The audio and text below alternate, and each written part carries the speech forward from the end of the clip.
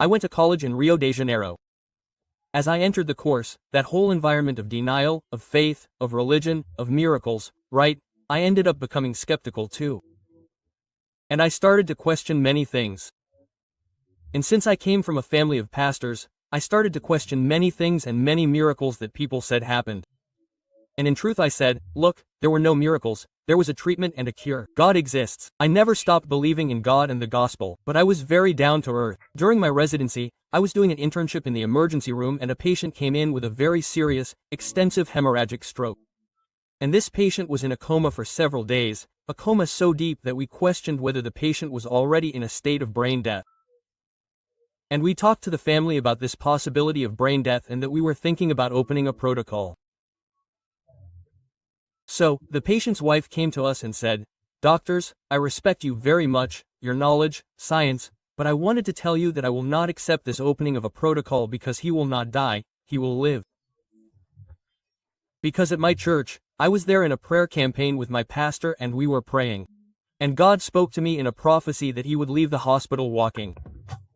Obviously, my professor was very angry and left there angry. I kept talking to her, arguing that his condition was very serious, that there was no chance for medicine, for science, right? And that we would open the protocol and we would talk to her. She said, "You can do whatever you want because it will happen, because God said it will happen."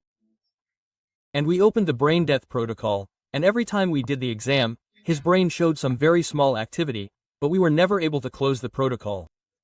And so it went on for several days and she prayed and then we always gave her the same news, that there was no reversal in the situation and she said, "No, I respect you, but he will live." One fine day I arrived there to examine this patient and this patient, he opened his eyes and for several days he had not had any reflexes, not even pain. And then I called the preceptor and said, "Patient, did you open your eyes? Are you crazy, right? How did you open your eyes?" Quote, "He has been in a coma for several days and has opened his eyes." Everyone was very surprised by this. His wife came to visit that day and said, "See, doctor, I told you he will leave the hospital walking."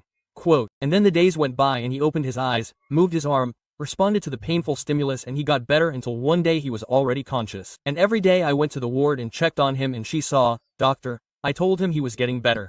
And every day he got better, a little bit at a time, until the day he started talking again, started eating again and was discharged from the hospital walking.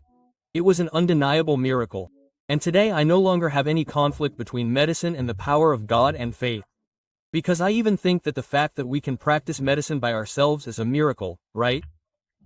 Knowledge, science, human knowledge is already a miracle from God every day. And even so, every day we see a case in which we no longer have resources, but God performs the miracle, right?